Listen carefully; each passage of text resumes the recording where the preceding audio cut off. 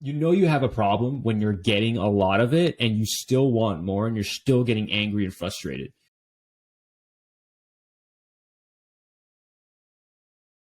Like to get into a bit of the dating addiction and the addiction Sure. towards women. I know I sure have that, Mm-hmm. and I'm sure every guy who has testosterone in him probably has that to some Mm-hmm. extent as well. So, has that looked like Yeah. for you?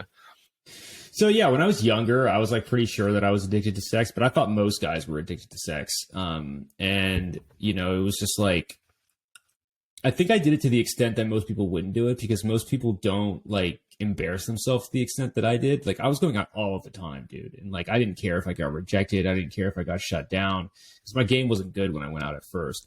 But then I got better and better and it got really good. And I was like, you know, seeing tons of different gorgeous women, you know, getting into all these like crazy like threes and fours and fives and situations. It was awesome.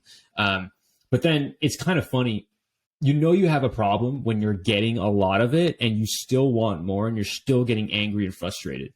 And I remember like when it came to a head when where I was going out all the time and I was bringing girls home like not every night because maybe I didn't find someone that I found super attractive, but almost every night. And you know, like I remember my buddy went out and he started talking to this girl and she left him and came up to me for a little bit and I took her home and had sex with her, which is not a homie move, by the way, if it's violating a lot of bro code, No wingman bro code there. stuff on that one. And he got so pissed at me. He stopped being friends with me for like 8 months, you know? And, so like I had that situation happen and then I had a couple other things happen where I kind of got in trouble for just like, you know, aimlessly pursuing women to the point where it was like, you know, people didn't really want to be around me that much. Like if you were a friend and you didn't want to go out to pick up girls with me, I just stopped hanging out with you. I just stopped talking to you.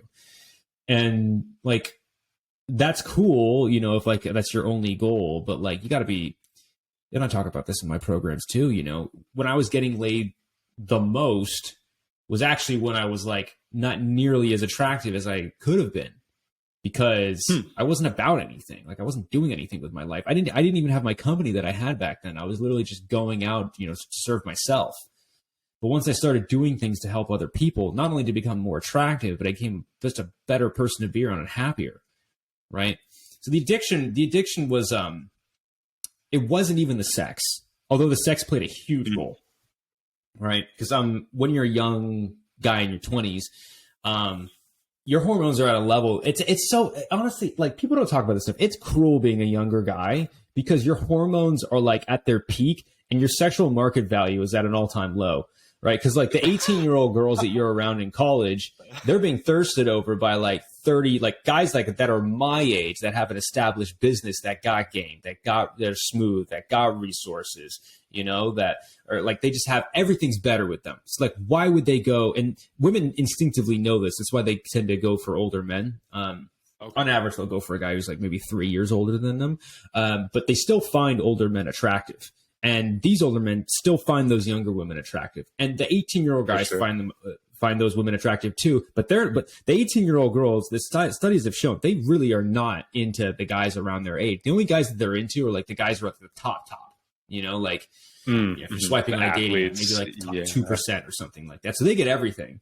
But then the normal guys like me and you, we don't get, we get zip, nada. But like we're around these women all of the time. Whether for me, I started a job right out of college working for Oracle, and it was full of women that I'd gone to school with at Santa Barbara who were hot, were young. Okay. But you know, I go to the bars, and I quickly realized that these women were being picked off by older men that were just like, these women just were way more entranced by them than they were with me. And it was because I had really not that much going for me. You know, women want to get something better, and they weren't going to get that from me. So like, I just went on this kind of like angry journey to kind of try to prove myself. And it wasn't even trying to prove myself in terms of sex, although like I said, the hormones were a big motivator of that. It was more like, oh, this guy's he's getting with this girl, I'm going to get a hotter girl, or like, I'm going to get more girls, you know? So it was kind of like, that was purely fueled by my ego trying to outdo myself. So I remember before I started doing coaching, I said, all right, before I help guys out, teach them how to do this, I want to sleep with 100 girls. So I slept with 100 girls. It took me 3 years to do it. Probably a little bit less if I'm being totally accurate. Then after that, I was like, okay, 100's not enough. Like I still feel not that adequate. And I heard about other guys that I had done like, several hundred, or like I have buddies that have done 1,000. And so I was like, I need to sleep with more. So I slept with another 100. So it was like 200. And then I was like, okay, well, maybe I'll start coaching guys now. But then I was still going out and still trying to get like hotter girls and stuff. Like it never ends. Wow. It never ends. Right.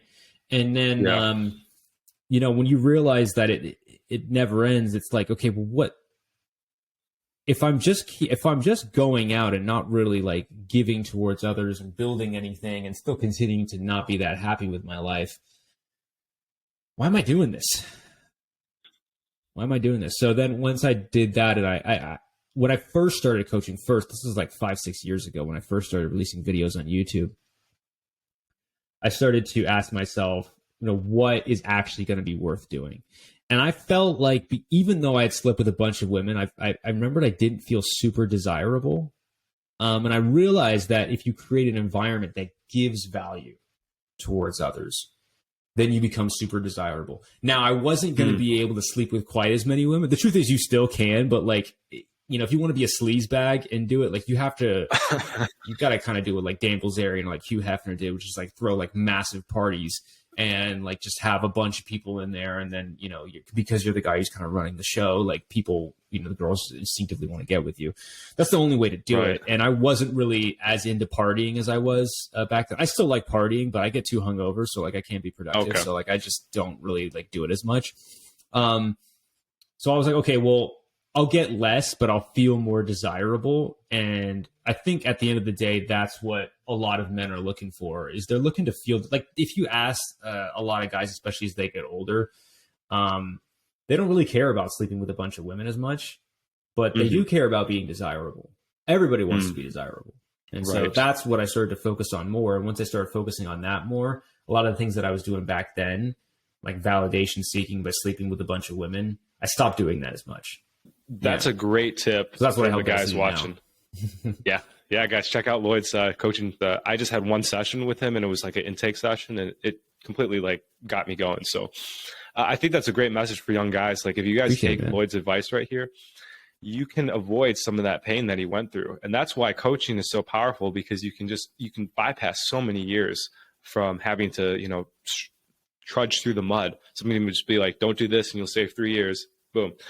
And so I think that's important that guys like, it just never ends. Like I'm taking notes here too, because I get that same way. It's like, I feel like after I get a number, like in an approach, I'm like, I just like walk a little different. It's like, all right. And then it wears off, like you said. And I'm like, where'd that go? Like, fuck, I need to get some more juju. Yeah, exactly. And so it's looking externally for that validation that I'm good enough within. And it's tough too, because, especially in like the dating space, they say like all the dating coaches have slept with tons of women. Like there's that guy, John Anthony, he has like 1,600 lays. And so it's very seductive for guys who are not getting sex to be like, dude, oh, I want that. Are you kidding me? But they don't, you're right. They don't talk about like some of the downsides of day game and stuff and getting into dating. So what I wanted to say about that was that like going out and cold approaching is good, but eventually at some point you want to build something, an ecosystem, a lifestyle, something that is serving you and serving the people around you that can help you. Okay. So for instance, instead of going out and cold approaching and just being like, hi, we going on a date with me? Hi, we going on a date with me? Hi, we going on a date with me? Wouldn't it be better if, like, it's just an example, you decided that you were going to throw a fundraiser or an event or a party. There's a zoo here in Austin, which is something that I'm thinking of doing. Throwing a party that raised money to build bigger cages for these rescue animals that they have in the zoo. Okay. Very cool. You've created an event that's going to give that's going to give value towards other people.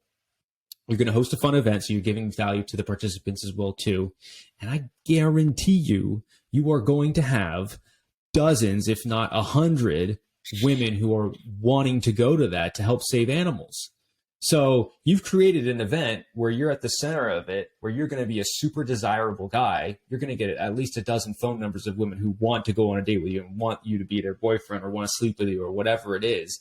You've built something that's going to help humanity, and you've made everybody have a good time in the process.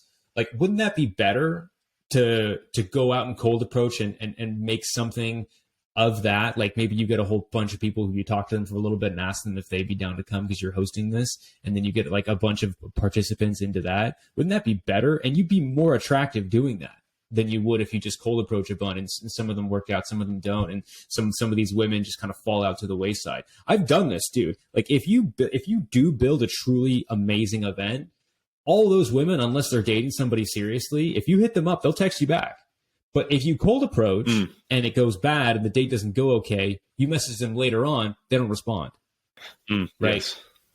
But right. The impression of the women of you is so much higher. They're like, this is an amazing catch. They just think, and then the other guys are just like, the other women are like, oh, this guy's probably just like trying to sleep with me or pick me up, or it didn't work out, or we're not compatible. They're not thinking about, you know, all that stuff. But the other way is better. But the other way is harder, and it takes longer, and you don't get the sex immediately, which isn't attractive to a lot of people. It's kind of like when you're working out, you know, like you can take steroids and wreck your body or do it naturally, and like the natural way is better, but it's harder.